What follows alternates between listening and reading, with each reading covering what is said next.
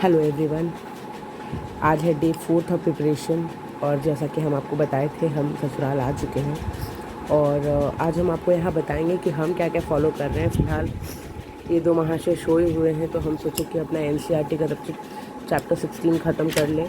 कल जैसा कि हम आपको बोले थे चैप्टर 15 मेरा रात में ख़त्म हो चुका था, तो आज हम लोग चैप्टर 16 से स्टार्ट करेंगे। चैप्टर 16 जो था बॉडी फ्लूइड्स वो मेरा ख़त्म हो चुका है और जैसे कि हम आपको बताए थे कि हम ससुराल जाएंगे तो हम आपको बताएंगे हम क्या फ़ॉलो कर रहे थे। ये देखिए एनसीईआरटी का बुक है क्लास 11 और 12 का फिज़िक्स और केमिस्ट्री का। पर क्योंकि ये बहुत ही ज़्यादा टाइम टेकिंग है, जैसे मान लीजिए जिनका बेस बहुत अच्छा है वो अगर कर ले तो बहुत अच्छा है, बट हमको ऐसा लगा कि हमको इसको करने में बहुत टाइम लगेगा तो हम ये छोड़ दिए और हम केवल बायोलॉजी का ही 11-12 कर रहे हैं क्योंकि मेरा 12th में जूलॉजी है तो पीजीटी में वो काम आए। और ये हम अरिहंत का एनसीईआरटी का नोट से लिए जो कि जनरल साइंस का है क्लास 6 to 12 का। तो इसमें से हम बायोलॉजी तो नहीं करेंगे क्योंकि बायोलॉजी हम ऑलरेडी 6 to 12 का बुक मतलब 11-12 का बुक से कर रहे हैं। इसे केवल फिज़िक्स और केमिस्ट्री होगा। और एक देखिए बुक ये है, ये यूथ कंपटीशन टाइम्स का बुक है। ये इंग्लिश मीडियम में भी आता है और ये हिंदी मीडियम में भी आता है। ये एक्चुअली एमसीक्यू है, बट आप जब भी एमसीक्यू खोलोगे ना तो यहाँ आप देखोगे कि जैसे जो क्वेश्चन है और आंसर है उसके नीचे एक्सप्लेनेशन भी किया हुआ है। तो बहुत सारे चीज़ जो छूट गए हैं या जो ज़्यादा है as compare to other books and NCERT या नोट्स वगैरह, तो आप इससे हेल्प ले सकते हो। और हमको लगता है कि ये बहुत ज़्यादा हेल्प करता है क्योंकि जब आप एमसीक्यू पढ़ते हैं तो और इसमें क्या है कि एक ही क्वेश्चन को बहुत बार रिपीट करता है, तो क्या होता है कि हम लोग अगर देख देख के भी आंसर मारते हैं तो बहुत सारी चीज़ हमको याद हो जाता है। तो ये हम ज़रूर फॉलो करेंगे। इसमें 2 आता है, एक जूलॉजी का आता है वॉल्यूम 1 और शायद बॉटनी है वॉल्यूम 2। तो हम जूलॉजी लिए, जिनका बॉटनी पीजीटी है वो बॉटनी के लिए ले सकते हैं, हम फ़िलहाल ये लिए हैं। बहुत लोग हमसे पूछते हैं कि आपका क्यों नहीं हुआ, तो पीजीटी का हम आपको बताए थे कि 4 नंबर हमको कम थे, बट पीजीटी में कट ऑफ गया था 86 जूलॉजी का और मेरा था 69, तो अफसोस नहीं हुआ। तो इस बार हम लोग और अच्छे से करेंगे क्योंकि हम लोग जानते हैं कि मैथ्स और जूलॉजी वाले को प्रैक्टिस और अच्छे से करना पड़ेगा क्योंकि उनका कट ऑफ ज़्यादा है, तो कोई ऑप्शन नहीं है सिवाय टू वर्क हार्ड। और इधर हम दिखाना चाहेंगे आपको, हालांकि ये सब हम फॉलो नहीं करिए, कुछ कुछ कॉपी है मेरे पास जिसमें हम कुछ नोट्स जो हम बैच लिए थे उसमें से हम कुछ कुछ नोट्स बनाए थे history geography eco pol science का, बट पॉल साइंस का कुछ हुआ नहीं था, इको का भी कुछ हुआ नहीं था, तो बस जोग्राफी और हिस्ट्री का इसमें नोट्स है, बट वो भी यूज़फुल नहीं है। तो इसलिए हम ये फट गया है बुक मेरा। ये क्राउन का बुक है जीके का और ये लूसेंट का बुक है। तो देखते हैं जैसे जैसे टाइम मिलता है। और ये एक और हम जनरल साइंस का घटना चक्र मंगाए, तो 2 बुक हो जाएगा। जैसे 9-10 के लिए जैसे हम इसको पूरा दिखा देते हैं ताकि आपको कन्फ्यूजन ना हो।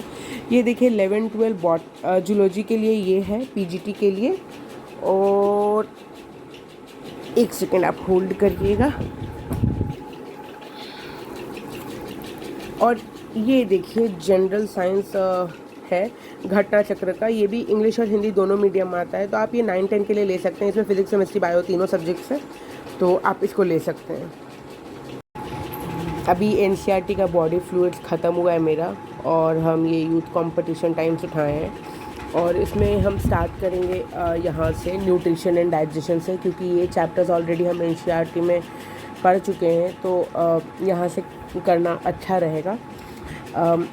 इसको करते हैं फिर हम बताते हैं कि हम क्या करते हैं आगे। ये देखिए जिनके बच्चे हैं उनका न्यूट्रिशन एंड डाइजेशन स्टार्ट हो गया। पहले इनका फाइटिंग गेम पूरा हो जाए फिर न्यूट्रिशन एंड डाइजेशन स्टार्ट होगा। बाबू बाबू पढ़ रहा है बेटा, बीपीएससी का एग्जाम देगा।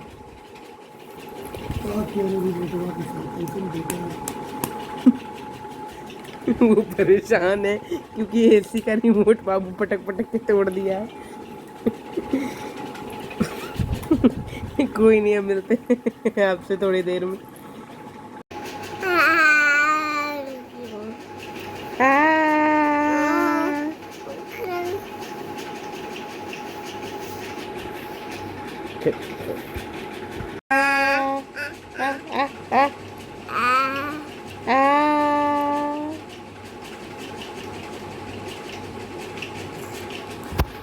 हमको एक डाउट था, तो हम पूछना चाहे। देखिए 94 क्वेश्चन में लिखा हुआ है कि which of these are not digested in buccal cavity.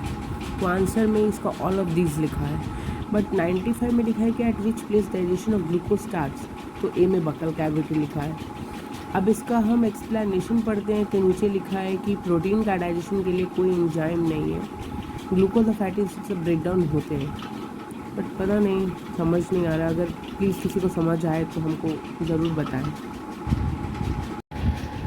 Youth competition के बुक से न्यूट्रिशन कंप्लीट करने के बाद हम लोग अब अरिहंत की बुक पे आए हैं। जैसा कि हम आपको बताए थे कि NCERT 11th और 12th का फिज़िक्स और केमिस्ट्री मेरे पास है, लेकिन हमको लगता है कि मेरा बेस क्लियर नहीं है या फिर बहुत हमको टाइम लगेगा, तो इसलिए वो छोड़ के फिर हम इसको ख़रीदें। और अगर आपको लगता है कि आप NCERT 11 और 12 का फिनिश कर सकते हैं तो आप वो ले सकते हैं, नहीं तो फिर ये ख़त्म करिए। और इसमें हम पहले फ़िज़िक्स से स्टार्ट करेंगे। हालांकि इसमें नोट्स बहुत कम है, हम जैसा बुक देखें इसमें है बहुत कम, बट अगर जिनको भी लगता है कि इसका ऑल्टरनेटिव और क्या हो सकता है तो वो प्लीज़ हमको बताएं। और फिज़िक्स और मैथ्स मेरा एक ऐसा सब्जेक्ट है जो बहुत वीक है, शायद इसी कारण है कि 6 to 8 में तो नंबर ही नहीं आते मेरे। बट फिज़िक्स हम स्टार्ट करेंगे आज से, और एक ही चैप्टर करेंगे, धीरे धीरे करेंगे, सारा करेंगे ताकि कुछ छूटे ना, जितना हमको पता है।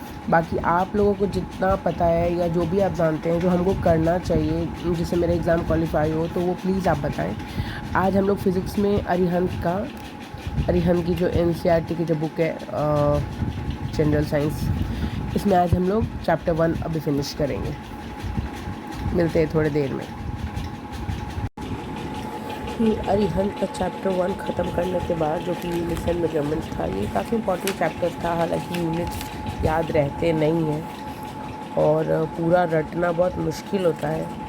हमको तो कभी कभी लगता है कि कैसे लोग होते हैं जो रट लेते हैं सब, पर ठीक है, ये थोड़ा सा बहुत ज़्यादा इम्पोर्टेंट लगा हमको।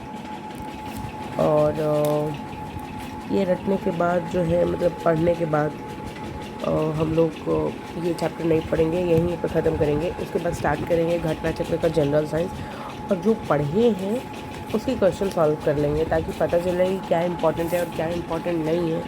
तो इसमें देखिए 2 चैप्टर है, measurement unit, measurement instrument and scales और मैकेनिक्स तो नहीं करेंगे।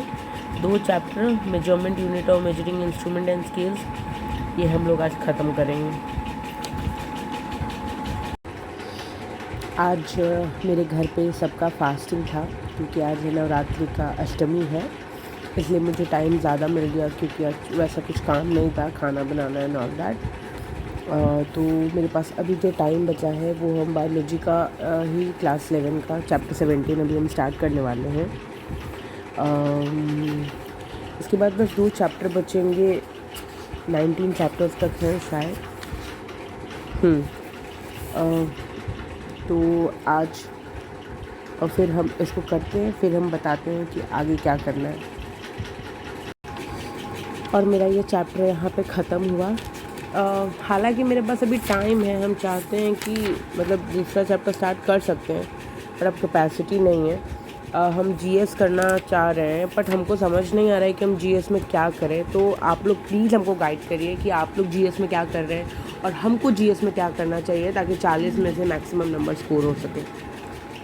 Thank you.